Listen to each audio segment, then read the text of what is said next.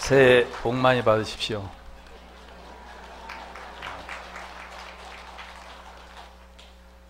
일주일 전에만 해도 제가 저 자리가 있었던 것 같은데 참 무상하다는 생각이 드네요. 저도 좀 어리둥절하기도 하고, 정말 며칠 전에 여러분들과 함께 같이 기도하고 또 여러분들 위해서 제가 축원하던 그런 시간들이 오늘따라 유난하게 이렇게 소중하게 이렇게 다가옵니다. 그때 조금 더 잘할 걸, 더 열심히 할 걸 하는 아쉬움도 들고요. 감사합니다. 저 밑에 있을 때는 뭐 설법전이 몇 터져 나가도 또 뭐 한 만여 명이 와도 전혀 떨리지도 않고 하더만 여기만 올라오면 이렇게 무슨 나쁜 짓 하다 들킨 사람 마냥 가슴이 이렇게 떨려요. 왜 그런지 모르겠어요. 적응이 안 돼요, 여기가. 근데 사실은 이 법상에 오른다는 것은 굉장한 부담스러운 일이 됩니다. 조금 전에 이제 합창단에서도 청법가를 올렸습니다만은 이 청법의 이 대상이 사실은 법사가 아니고 법왕이 됩니다. 법왕.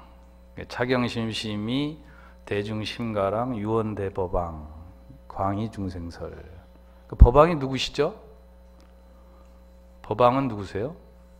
부처님이시죠. 부처님께 법을 청하는 거예요. 저는 그렇게 배웠어요. 근데 그러니까 이제 부처님을 대신해서 법사가 이제 부처님이 안 계시니까 대신해서 부처님 법을 이제 전달해 주는 역할에 불과하다. 그런데 전달을 잘해야 되는데 이 잘못하면 이게 크게 엎짓는 일이다 그래요. 그래서 굉장히 부담스럽고 긴장되고 떨리는 게 당연한 겁니다. 제가 너무 떨려서 이 법문을 잘 못하더라도 그 전에 연불 잘하던 뭐 좀 그런 정으로 너그럽게 이해해 주시기 바랍니다.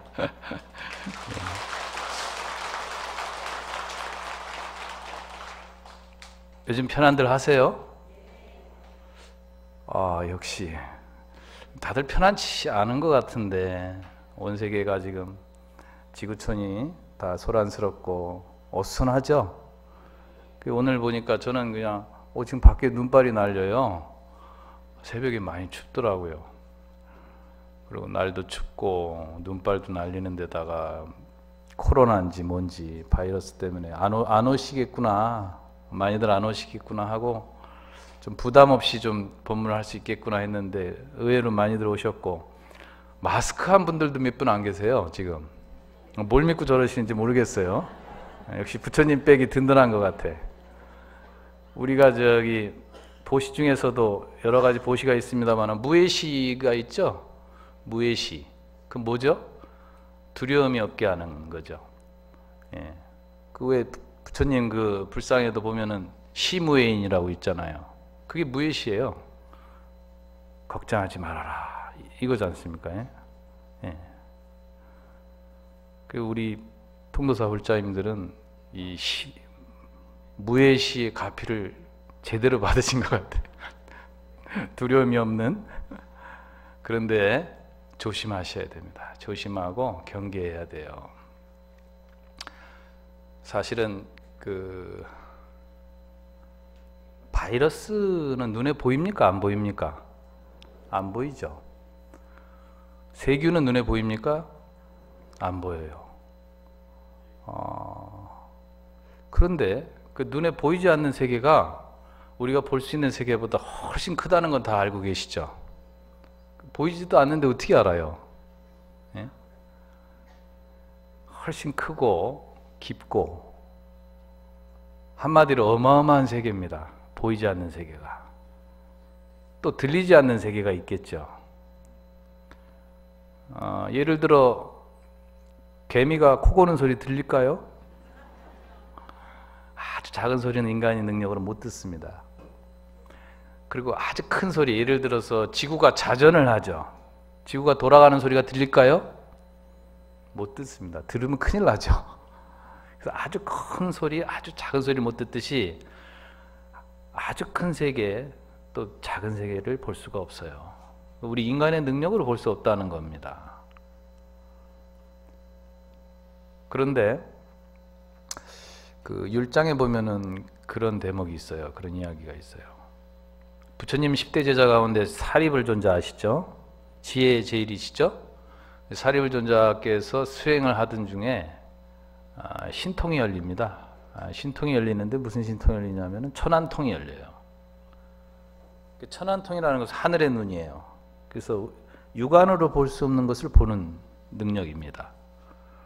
그리고 뭘 보냐면은 그 율장에는 호충을 보았다. 공기 중에 호충을 보았다. 이런데 호자가 방호자입니다. 방. 벌레 충자. 호충이 뭘까? 제가 이렇게 궁금해서 이렇게 찾아봤어요. 찾아보니까 그 의사다가 불교 전공을 바꿔가지고 동국대 교수하는 김성철 교수 있습니다. 저도 이제 그 학교 다닐 때 그분께 강의도 듣고 그랬는데 그분이 쓴 책에 그게 나오더라고요. 이 호충은 일종의 세균이래요. 박테리아. 예.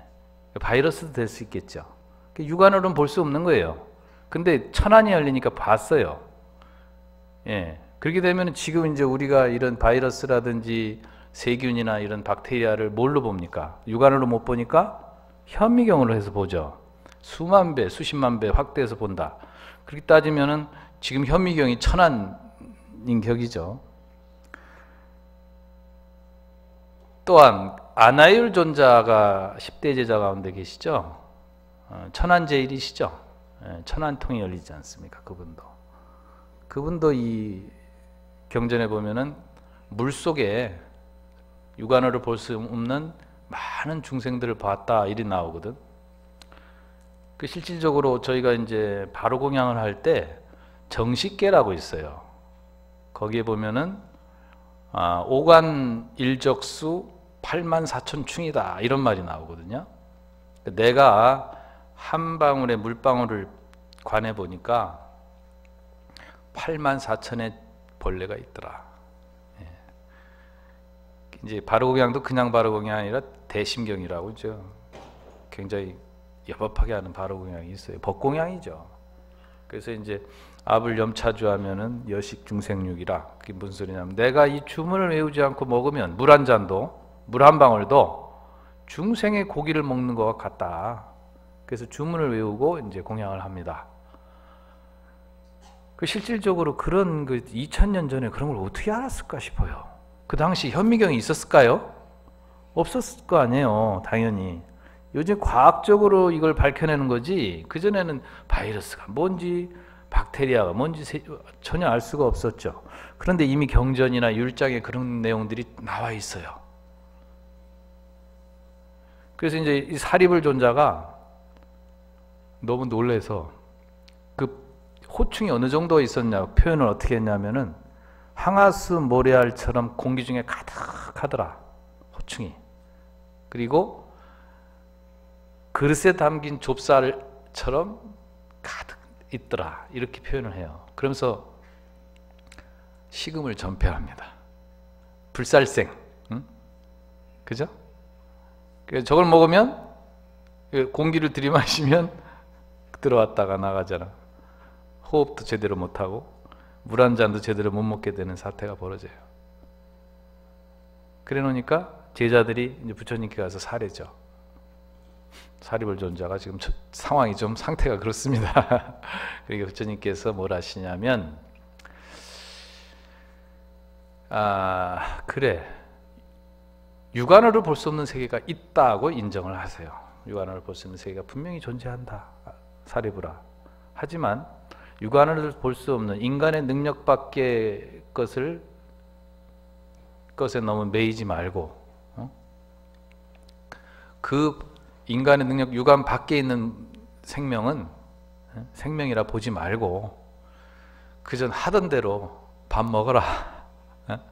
밥 무라. 여기 표현대로 밥 무라 그러셨어요. 그러니까 당신께서도 그런 보이지 않는 세계를 분명히 인정을 하시면서 그 보이지 않는 세계를 갖고 인간의 능력 밖의 세계를 갖고 너무 두려워해서 그러지 말아라 하고 그런 이제 타일름을 주십니다. 사실은 우리가 지금 이 바이러스가 바이러스 자체도 문제지만 이로 인해서 우리가 갖는 두려움, 이 공포감도 굉장히 큰 문제라고 난 생각을 해요. 저만 해도 아침에 코가 훌쩍훌쩍대고 뭐 기침이라도 나오면 예전엔 안 그랬는데 혹시 내가 어제 어디 갔다 왔지? 이런 생각을 본능적으로 하는 거예요. 내가 어제 참 부산을 갔다 왔는데 부산에는 확진자가 없는데 병원에 내가 참 문병을 갔다 왔는데 거기서 뭐 이런 생각이 들면서 불안해지는 겁니다. 이게 더 문제라는 거죠. 그래서 바이러스 자체보다는 우리가 이제 쓸데없는 불안과 공포, 이것도 큰 병이다. 그런데 이제 따지고 보면은 오늘의 이런 사태가, 이런 현상들이 어제 오늘 일이 아니죠. 해마다 이맘때면 뭐 돼지 무슨 열병, 구제역, 또 무슨 뭐 광우병, 사스, 조류독감 뭐 계속 있었어요. 근데 유난히 이제 이번 일은 이 파장이 큰 게 전염력이 강하고 이러니까 더 심하게 이제 우리가 소란스러워지는데, 사실은 이 원인을 가만히 생각을 해보세요. 저도 이제 이런 일이 있을 때마다 항상 그 원인이 뭘까, 그런 걸 먼저 생각을 합니다. 알고 보면은 이런 공포와 두려움의 원인을 누가 제공했냐? 우리가 제공했다는 거예요. 이건 무슨 자승자박이에요. 어떻게 보면 자처한 거예요. 자처한 거예요. 기후변화와 이상기온, 그죠? 온난화, 생태계 파괴, 다 누가 원인을 제공했습니까? 우리 인간입니다. 인류. 왜 그럴까요? 왜? 아까 욕망의 강을 우리 합창단에서 부르던데, 그 욕망 때문에 타격에 진짜 욕망의 강을 이루고 있어요. 지금 매번 이렇게 당하면서도 나아지지가 않아요. 개선의 의지가 없어요. 말로는 뭐 생태계 복원, 기후변화에 대해 대처, 뭐 많은 이야기를 쏟아내고 있습니다만은 나아지는 것은 별로 없고 오히려 더 심각해지고 있다는 거예요. 심각해 갈수록. 그 욕망이라는 게 더 잘 먹고 더 잘 살자 하는 그런 욕망이잖아요. 지구를 살리고 우주를 살리고 이런 게 아니고, 인간만, 자연이 어떻게 되든 말든, 지구가 파괴되든 말든, 다른 생명이 죽든 말든 우리만 잘 먹고 잘 살면 된다. 이런 어리석은 그런 욕망 때문에 이런 모든 일들이 벌어지고 있고, 아마 이게 또 지나가면 또 언제 그랬더냐 하고 또 막, 아니 먹을 게 없어서 무슨 박쥐를 먹고 요즘 세상에 이해가 안 가요. 하긴 남의 나라 음식 문화를 뭐라고 하긴 그렇습니다. 그 나라는 날아다니는 건 비행기 빼고, 네 발 달린 건 의자 빼고 다 잡아먹는다 그러더라. 원래 그런 음식 문화가 있다 하니까 뭐라 할 수는 없는데, 아니 먹을 게 없어서 그런 것도 아니고 참 안타깝습니다. 그래서 우리가 생명 존중, 이럴 때 우리가 좀 더 경각심을 갖고, 또 원래 위기가 기회고 난세가 호시절이다 그러잖아요. 이럴 때 좀 우리가 반성하고, 반성할 게 있으면 반성하고, 음식 문화에 대해서 좀 생각을 좀 해보고. 보살 수행담에 보면 그런 내용이 있어요. 그 수행자가 이 산속에서 수행을 하고 있는데 비둘기 한 마리가 매에 쫓겨가지고요, 수행자의 품으로 파고들어요. 살려달라고. 근데 저도 토굴 수행 때 그런 경험을 해봤어요. 혼자 있다 보니까 개를 한 마리 키웠거든요. 풍산견인데 이 풍산개는 사냥 본능이 아주 대단합니다. 그래서 풀어놓을 수가 없어요. 풀어놓으면 뭘 하나씩 물고 와요. 그러니까 그거 보통 일이 아닙니다. 그래가지고 이제 메어놓는데 이 뛰어다니는 놈들 메어놓으니 이게 보통 또 딱 한 일이 아니라서 길게 와이어를 설치해가지고 거기다 목줄을 묶어가지고 왔다 갔다 하게 하는 거예요. 사람한테는 순하니까. 그런데 하루는 자는데 한 새벽 12시가 넘었어요. 새벽에 막 죽는 소리가 나는 거예요, 밖에서. 그래 놀래가지고 이제 뛰어나가 보니까 하필이면은 너구리 한 마리가 법당 앞에 지나가다 그놈한테 딱 걸렸어요. 천적이잖아요. 너구리 꼼짝 못합니다, 걔한테. 그러니까 자꾸 흔드는데 막 죽는다는 거지. 그래서 그냥 뛰어나가지고 그걸 억지로 이제 뛰어냈어요. 예? 막 두들겨 패가지고 뛰어냈어요. 딱 뛰어내니까 이 너구리가 도망갈 줄 알았는데요. 어디로 와서 피하냐면 내 뒤에 와서 이렇게 피해요. 내 발 뒤에 와서 몸을 확 숨기면서 발발발 떨고 있는 거예요. 살려달라고. 이 놈도 아는 거예요. 그 와중에 내가 걔를 딱 제압하니까 얼른 내 뒤에 와서 숨는 거예요. 예. 그래서 제가 다 모든 생명은 다 똑같구나. 예. 그때 그걸 느꼈어요. 그래가지고 제가 살려줬는데 그놈이 나가서 살았는지 죽었는지 모르겠고, 이 비둘기가 한 마리 탁 와서 살려달라고 하는데 매가 또 쫓아옵니다. 쫓아와가지고 내 사냥감 내놓으라고 하는 거예요, 수행자한테. 그러니까 수행자가 내 좀 죽을 건데 못 준다. 내 품에 들어온 비둘기니까 내 못 주겠다. 그러니까 매가 또 하소연을 합니다. 여보시오, 내가 지금 며칠 굶어가지고 내만 지금 죽으면 다행인데 내 집 새끼가 있어요. 내 새끼들이 있는데 내 새끼들까지 다 죽게 생겼다. 지금 저거 안 잡아먹으면 내 사정도 좀 헤아려 달라. 또 사정을 합니다. 그러니까 이제 수행자가 가만히 생각을 해보니까 이게 보통 문제가 아니에요. 비둘기를 죽이기도 그렇고 안 주자니 굶어 죽는다 저러지. 그래서 이제 생각해낸 게, 좋다, 그럼 내가 내 살을 좀 떼줄게. 그래가지고 이제 허벅지 살을 도려서 주겠다. 그러니까 이 매가요, 또 무슨 조건을 거냐면, 좋습니다. 그러면 당신의 살을 비둘기와 똑같은 양을 받겠다. 더도 덜도 말고 똑같은 양을 나는 받겠다. 그래 조건을 걸어요. 그래가 이제 수행자가 허벅지 살을 도려내서 이제 저울에다가 득 비둘기하고 넣고 탁 재가지 주는 거예요. 근데 이 양이 모자라요. 네? 그래가지고 더 배주는 거예요. 양을 맞추려고. 더 배도 또 모자라. 또 더 배주고. 그래도 계속 모자란 게 웬일인지. 그래서 결국에는 수행자가 어떻게 했냐면은 저울 위에 그냥 올라갑니다. 자기 몸 전체가. 그러니까 그제서 똑같아진 거예요. 저울이. 비둘기와 수행자의 몸무게가 똑같아진 거예요. 그래서 이런 것은 무엇을 의미하고 무엇을 경계한 거죠? 교훈을 준 거냐면, 모든 생명은 소중하다.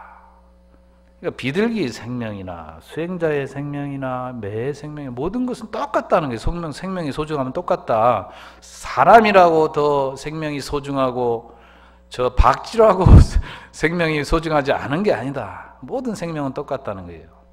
그래서 이런 우화에서 이제 생명 존중의 그 사상을 우리가 배울 수가 있는 겁니다. 그래서 제가 이제 이럴 때 더 누구 또 혹은 혹자는 그래요. 아이고 나다니지 않고 좋은데요. 이럴 때 좀 집안에서 집안일도 하고 부처님 경전 공부도 하고 공부도 하면서 또 가족들 소중한 것도 알고 좋네요. 그래서 그런 분들은 굉장히 긍정적인, 그러니까 위기를 난세를 호시절로 여기는 그런 분들이 또 존재합니다. 그런 것도 좋고, 또한 또 다시 한번 우리가 지금 겨울이 아니잖아요. 또 오늘 눈을 보니까 왜 이렇게 반가운지 모르겠어요. 그래서 이 기후 변화도 이거 참 우리 책임이 크지 않습니까? 지금 또 미세먼지 뭐 이런 게 모두 다 우리 인류가 자초한 얘기인데 반성하는 계기가 되고 이 보이지 않는 세계에 대해서 또 경각심을 일깨울 수 있는 그 사실은 경외심이라고 해야죠. 놀랍고 두려운 세계예요. 우리가 볼 수 있는 것은 지극히 일부다. 지극히 빙산의 일각도 안 돼요. 그래서 우리 관음제일날 이렇게 오셔가지고 기도하고 이렇게 법문 듣고 하면서 소중한 시간을 갖는 이것도 보이지 않는 세계를 움직이는 겁니다. 일종의 그것을 숨겨져 있는, 감춰져 있는 질서 뭐 이렇게 표현도 해요. 싱크로나이즈드 해가지고 이 싱크로 된다. 뭐냐면은 예를 들어 내가 어떤 책을 봤는데 아니면 어떤 무슨 법문을 강의를 들었는데 어느 대목에서 무릎을 탁 치면서 공감하면 하는 때가 있어요. 그래서 심지어는 감동을 받아가지고 눈물을 흘릴 때가 있고 이게 일종의 그 싱크로 효과라고 하거든요. 그래서 내 간절한 기도와 또 그 바램과 소원과 원력들이 어느 순간 그 보이지 않는 감춰져 있는 진실 속에서 싱크로되는 때가 있다. 그런 걸 뭐라고 하냐면은 가피라고 하는 거예요. 가피. 그래서 가피를 다들 겪어보셨을 겁니다. 여기 오신 분들은. 그리고 이제 이런 그 법회나 기도가 익으면 익을수록 가피의 내용이 달라지죠. 처음에 이제 초심자 때는 와가지고 막 대박나게 해달라 그러지. 명 주세요, 복 주세요, 특히 돈 주세요. 로또 당첨되게 해달라고 기도했다는 사람도 있고 실제로 대박나게 해달라는데 이게 갈수록 이제 그런 것들이 하나의 치기로 생각이 들고 가피를 받았는지 말았는지 모르는 사이에 마치 도포자락에 그 가랑비에 도포자락 젓듯이 가피를 받았다 하는 분들이 많아요. 그걸 갖다가 명가라고 합니다. 명가, 명운가피. 그래서 명가. 그 여기 계신 분들은 제가 알기로는 다 그런 명운가피, 명가를 받으신 분들이 아닐까 그렇게 생각합니다. 자, 오늘따라 이 가뜩이나 밖에서 바이러스 때문에들 마음들이 무거운데 괜히 제가 또 거기 부채질한 것 같아서 하지만 그런 교훈을 삼을 좋은 기회라는 걸 잊지 말아 주시고요. 제가 이제 꽃 얘기를 좀 할게요. 꽃 얘기. 지금 제가 새벽에도 아침에도 이제 가봤어요. 날 밝을 때까지 기다렸다가 우리 영각 앞에 홍매 보셨죠? 예. 뭐 거기만 있는 게 아닙니다. 어디 또 있어요? 극락전 옆에 그 금당 그 종무소 옆에 있죠? 거기도 피었습니다. 그런데 좀 이상하지 않아요? 예전에 보던 홍매하고 좀 다르죠? 조금 많이 좀 단초로워졌죠? 예. 그래서 굉장히 생소하다는 분들이 많은데 꽃이 핀 지는 제법 됐습니다. 그런데 그 작년에 저게 사실은 시름시름 말라가면서 아팠어요. 저대로 있다가 잘못하면 죽으면 어떻게 되나 걱정할 정도로 저도 원인을 몰랐거든요. 누구는 뭐 하도 카메라빨을 받아서 뭐 그렇다 그러는데 저도 긴가민가한 거예요. 설마 카메라빨 때문에 그게 죽을까? 그랬는데 사실은 그 영각 안에 방충하고 뭐 방염 처리, 약품 처리를 하다가 그게 어떻게 실수로 새 나오는 바람에 그때 그 영향으로 이게 시름시름 죽어가던 거예요. 그것을 지금 주신께서 오시면서 바로 그걸 조치를 취했어요. 그래서 전지를 잘 해서 또 아주 전문가를 불러가지고 세심한 그 수영 작업과 전지 작업을 했어요. 하고 해서 이제 저는 올해 저 꽃 안 피면 어떻게 하나 싶었는데 꽃이 피었습니다. 너무 반갑더라고요. 몇 성이는 안 돼도 그렇게 더 아름답고 반가운데 또 한편으로는 이렇게 생각해 보면은 그 어떤 풍성한 자태는 좀 아쉽기도 해요. 그런데 제가 이제 몇 년 전부터 느끼는 것은 예전에 저희가 보던 그 홍매, 요즘 자장매라 하죠. 자장매의 그 향기와 빛깔은 예전만은 못하다는 생각이 들어요. 예전에는 그 부림을 지나서 한오전으로 이렇게 내려가면요, 그 한오전 일대가 매화 향기로 가득했습니다. 그만큼 그 향이 거기까지 풍겼어요. 아주 진한 향이. 특히 이 홍매는 유난히 그렇게 향기가 짙고 매혹적입니다. 예. 심쿵합니다. 심쿵. 그 향을 딱 맡는 순간. 그런데 이제 향이 많이 없더라. 제가 며칠 전에 또 부산에 그 어디죠? 그 유엔공원 거기를 좀 갔었는데, 거기는 또 수양매들을 많이 심어놨어요. 그래서 거기를 이렇게 한 바퀴 돌다가 수양매가 폈다 그래서 가봤어요. 가서 보는데 꽃은 그런 데로 폈는데 향기는 나지 않더라. 그래서 이게 무슨 일이지? 동백꽃도 예전만 못하고. 그래서 이제 곰곰이 생각을 해보니까 그 말이 생각났어요. 그 추나 현상이라고 여러분 들어보셨나 모르겠어요. 추나 현상. 이게 이제 봄꽃이 어떻게 피느냐 하고 그걸 과학적으로 밝힌 건데, 이 봄이 오는 전령은 아무래도 꽃이 으뜸이죠. 꽃이 피면서 봄이 오는데, 이 봄은 꽃은 그냥 오는 것이 아니고 추위와 함께 온다 그래요. 추위. 추위를 겪지 않으면 꽃이 필 수 없다. 결론은 그거예요. 그래서 이제 그 예를 들면 이쪽 우리가 이제 한반도는 북방 쪽으로 해당이 되죠. 한반도에서 피는 뭐 개나리, 진달래, 무슨 매화 이런 것을 저쪽 남방으로, 남방 쪽에 가서 심으면 꽃이 안 핀답니다. 그 실험을 했대요. 그래서 이 겨울에 혹독한 추위를 겪지 않고서는 꽃이 피울 수가 없다. 그래서 우리 최근에 겨울이 겨울답지 않죠? 큰 추위가 없었어요. 그래서 향이 좀 덜하고 빛깔이 덜하지 않은가, 그런 좀 나름 생각을 해봤습니다. 또 그도 그럴 것이 그 황벽 스님, 황벽 희운 스님의 그 개송 선시가 하나 있어요. 그 내용이 그렇습니다. 진로 형탈 사비상이라, 김파숭도 주일장하라. 불실번 한철골 하야사만 쟁등매화 박비향이라. 매화향이 나왔으니까 제가 그 개송을 하나 소개를 해드릴게요. 진로영탈 사비상이라는 것은, 진로라는 것은 망상번뇌를 의미합니다. 진로, 망상번뇌. 이것을 멀리 벗어나는 것은 사비상, 보통 일이 아니다. 참 이 망상, 번뇌 망상이 벗어나기가 참 어렵죠. 그리 떼어내고 싶어도 징그럽게 그냥 같이 살자고 달라붙는 게 번뇌 망상이에요. 그래서 이것을 벗어난다는 것은 보통 일이 아니다. 근데 너무 미워하지 마세요.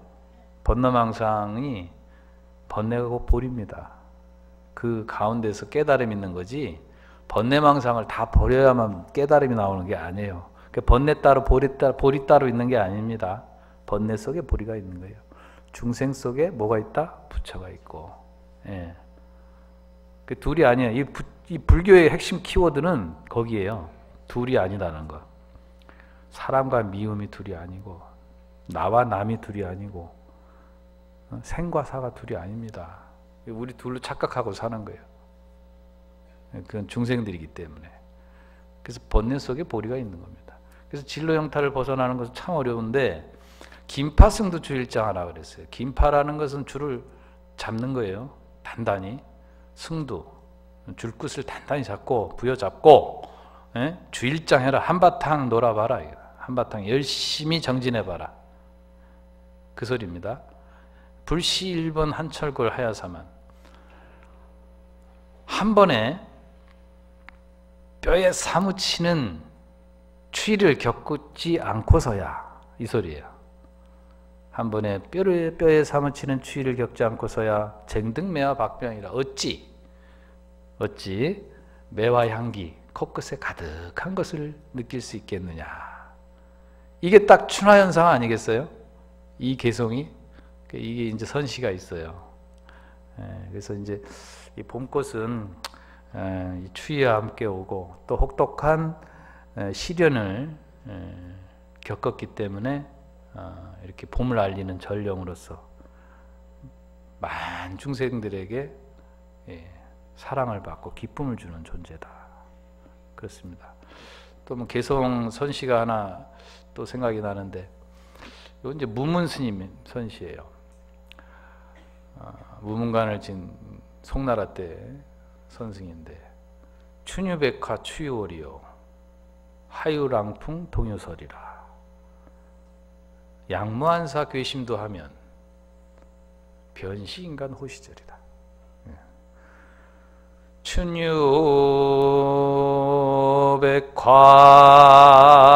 추유월이요 하유랑풍 동유설이라. 양무한사 괘심도 하면 편시인간 호시절이로다나.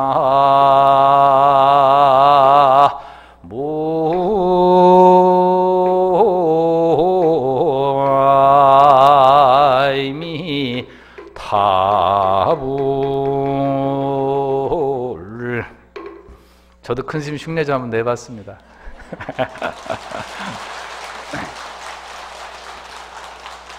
아유, 쑥스럽네요.